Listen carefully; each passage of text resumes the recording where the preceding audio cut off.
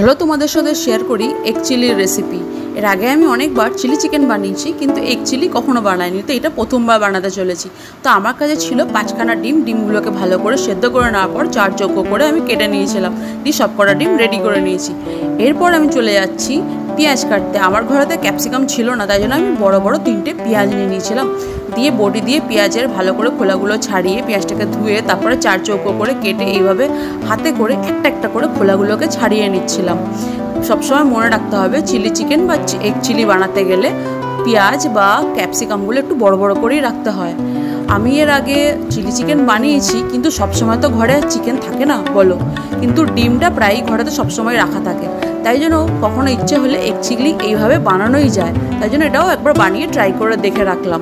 তো আমার হচ্ছে পেঁয়াজ কাটা হয়ে গেছে, তার সাথে আমি একটু কাঁচা লঙ্কা কুচিও দিয়ে দিয়েছিলাম।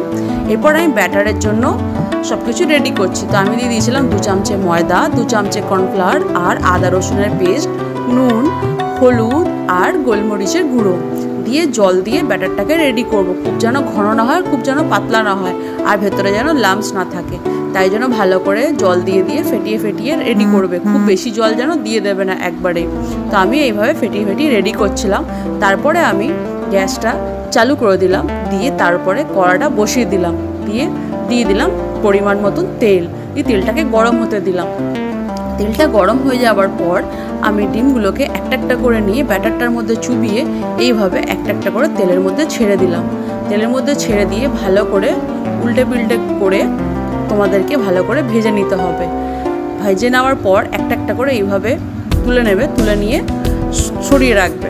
তারপরে তুমি হচ্ছে রেডি করা পেঁয়াজ আর কাঁচা লঙ্কাটাও এবার তৈরি করবে। এবার তোমার হচ্ছে তেলের মধ্যে তোমাকে হচ্ছে রসুন কুচি দিতে হবে, তারপর পেঁয়াজ আর কাঁচা লঙ্কা দিয়ে ভালো করে নাড়াচাড়া করে নিতে হবে। ভালো করে নাড়াচাড়া করে নেওয়ার পর আমরা সসটাকে রেডি করব। 2 চামচে সোয়া সস, 2 চামচে চিলি সস, আর যতটা সোয়া সস আর চিলি সস দিচ্ছি তার ডাবল তোমাকে টমেটো সস দিতে হবে। আমি 4 চামচে টমেটো সস দিয়ে দিলাম। টমেটো সস দেওয়ার পর আমি সসগুলোকে রেডি করে নিলাম। দিয়ে আমি ওর মধ্যে পরিমাণ মতো নুন দিয়ে দিলাম, দিয়ে ভালো করে নাড়াচাড়া করে নিলাম। আর নাড়াচাড়া করার পর এই সসটাকে আমি পেঁয়াজ আর কাঁচা লঙ্কা কুচির মধ্যে ঢেলে দিলাম। ঢেলে দিয়ে ভালো করে আমি এটাকে নাড়াচাড়া করব। আর আমি একটুখানি 1 চামচের মতন চিনিও দিয়ে দিয়েছিলাম। দিয়ে একটু জল দিয়ে দিলাম, জল দিয়ে এটাকে ফুটতে দেবো।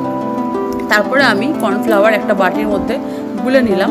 কর্নফ্লাওয়ার একটা বাটির মধ্যে গুলে নেওয়ার পর আমি হচ্ছে ভাজা ডিমের পকোড়াগুলোকে একটা একটা করে ছেড়ে দিলাম, দিয়ে একটু ফোটার জন্য ছেড়ে দিলাম। যখন এটা ভালো করে ফোটা হয়ে গেল, তারপরে আমি কর্নফ্লাওয়ারটা মিশিয়ে দিলাম, যাতে এটা গ্রেভিটা যাতে গাঢ় হয়।